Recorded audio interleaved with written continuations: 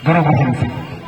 तेग बहादुर सिंह भी शहीद हुए अपने धर्म की रक्षा के लिए।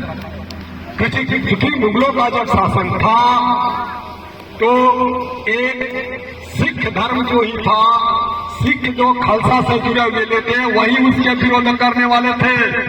और मुगलों को लग रहा था कि अगर ये बागी आगे बढ़ते गए तो फिर हम लोग ज्यादा दिनों तक भारत पर शासन नहीं कर पाएंगे। फिर क्या हुआ, गुरु गोविंद सिंह के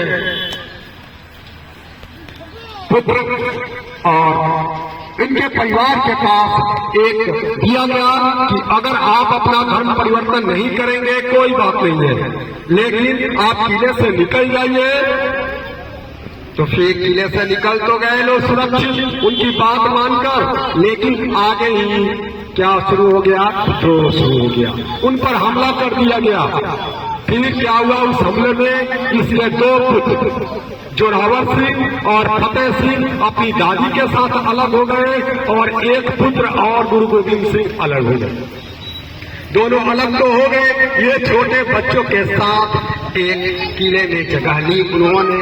फिर क्या हुआ, उसके जो बावर्ची थे उससे परिचय होने लगा, अपनी बात इन्होंने बता दी, उस सबको पता चल गया कि ये तेग बहादुर के ही वंशज हैं, गुरु गोविंद सिंह के वंशज हैं।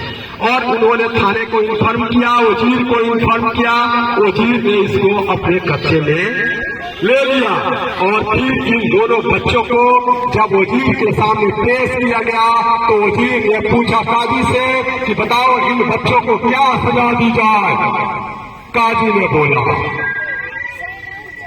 कुरान के अनुसार 10 वर्ष से कम,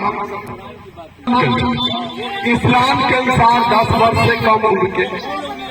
उन्होंने जवाब दिया कि 10 वर्ष से कम उम्र के लोगों को सजा नहीं सुना जाए, बच्चों को सजा नहीं मिल सकती। फिर उन्होंने फिर दूसरे से पूछा, जो उसके तंत्र के थे, उन्होंने कहा कि नहीं, चूंकि वजीर को लगा कि इसके खानदान को ये तेग बहादुर के वंशज ने समाप्त किया है तो बदला लेने के लिए कहेगा, लेकिन उसने भी कहा कि नहीं, इसके बाद की बदला ये मैं पाप करके नहीं ले सकता, छोटे बच्चों को शहीद करके।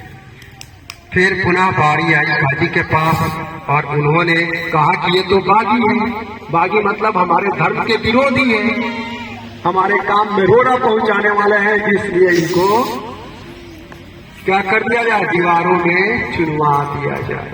और हंसते हंसते ये दोनों बच्चे जोरावर सिंह और फतेह सिंह 9 वर्ष और 7 वर्ष की उम्र में फिर क्या हुआ, दीवार में चुना गए और अपने आप को उस धर्म की बलि वेदी पर न्यौछावर कर दिया। इन शहीदों के लिए फूल खिलाओ दीवार।